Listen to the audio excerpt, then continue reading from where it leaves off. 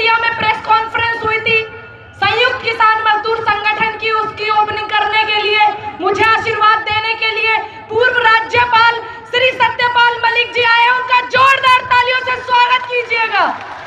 मेरे पिता तुल्य हैं, मुझे बहुत ज्यादा सपोर्ट करते हैं। नूह मेवात की धरती पर आज ये पंचायत एक अहम पंचायत इसलिए भी होगी क्योंकि आने वाली 28 तारीख को इन्होंने माहौल खराब करने की कोशिश की, और आपकी संख्या और आपकी ताकत और आपकी जो मेहनत है, इस देश के भाईचारे को बरकरार रखने का जो आपके अंदर जुनून है, जो हौसला है, उसको देख करके वो रद्द की गई है। अपने लिए तालियां बजा दीजिए जोरदार। ये सब आपकी मेहनत से हुआ है। यहाँ पर इस देश में आज जो माहौल चल रहा है, जब चुनाव होते हैं ना, तो इनको बैरिस्टर साहब को यूपी में, हरियाणा में आप उनके भाई नजर आते हो, लेकिन आपको पता है वो व्यक्ति वोट काटने का काम करते हैं, और आपकी बरकरार भाईचारे के लिए और आपकी आवाज उठाने के लिए वो व्यक्ति कभी नहीं आते।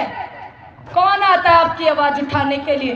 जितने यहाँ बैठे हुए हैं और जितने आप सामने बैठे हुए हो। जब एकता को और भाईचारे को और हिंदू मुस्लिम को खराब किया जाता है, तो तब आपकी आवाज उठाने के लिए यहाँ पर देख लीजिएगा गौर से एक एक चेहरे को, ये सब लोग आते हैं।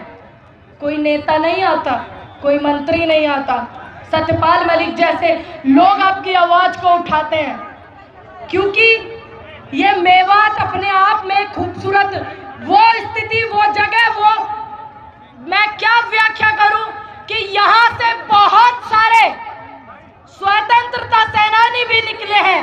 और जब सबसे ज्यादा जो खुशी हुई थी इस बात को देख करके हुई थी कि जब हिंदू मुस्लिम की हिंसा में ये लोग आहुति डाल रहे थे, ये लोग सामग्री डालने का काम कर रहे थे, तो हिंदुओं ने लंगर लगाए और मुस्लिमों ने खाए, और किसान आंदोलन में मुस्लिमों ने लंगर लगाए और हिंदुओं ने खाए, और सरदारों ने लंगर लगाए और हम सब देश के लोगों ने खाए। ये बात सच है या नहीं? ये बात बिल्कुल सच है। ये सिर्फ किस लिए पॉसिबल हो पाया? हिंदू मुस्लिम भाईचारे को बरकरार रखने में। जब कभी इस देश का इतिहास लिखा जाएगा तो एक लाइन में लिख दिया जाएगा कि था एक तानाशाह प्रधानमंत्री, और वो हिंदू मुस्लिम लड़ा करके जीतता था और कुर्सी पर बैठता था। ध्यान रखिएगा, इतनी सी लाइन में इतिहास खत्म हो जाएगा इस तानाशाह व्यक्ति का, इतनी सी लाइन में। और जब बात आएगी कि देश में भाईचारे और मोहब्बत का मंच लगाने वाले, मोहब्बत के पैगाम बांटने वाले लोगों में सबसे पहले नाम याद इस देश के किसान का याद रखा जाएगा।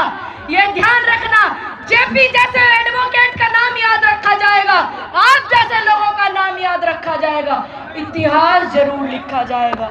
ये आप ध्यान रखिएगा। इतिहास खुद को दोहराता भी है और इतिहास लिखा भी जाता है। देश की आजादी की लड़ाई में हमारे बुजुर्गों का योगदान है, आपके बुजुर्गों का भी है।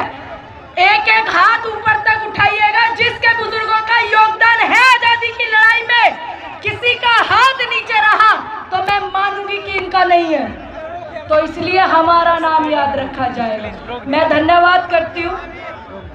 यहाँ पर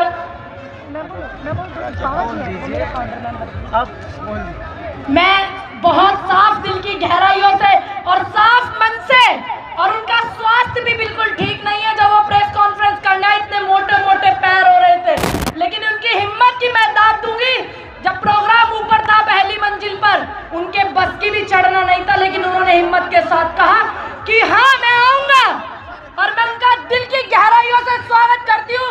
पूर्व राज्यपाल श्री सत्यपाल मलिक जी का जोरदार तालियां बजाइए कि आज जो मोदी जी के कान में सफाई करने का जो काम कर रहे हैं वो कर रहे हैं। और मैं धन्यवाद करती हूँ यहाँ पर आए हुए सभी अतिथियों का, हमारे भाई मंच संचालन कर रहे हैं सभी का पुनः धन्यवाद करती हूँ। 2 नारों के साथ मैं अपनी बात को खत्म करूंगी, और इन नारों को आप बरकरार रखना। इस देश में कोई भी सरकार हो, उसकी रीढ़ की हड्डी कांपने लग जाती है। जय जवान, जय जवान। आप इनको बरकरार रखना, ये बरकरार रखना आपका काम लोगों का काम है। जय हिंद, जय भारत, जय जवान, जय किसान।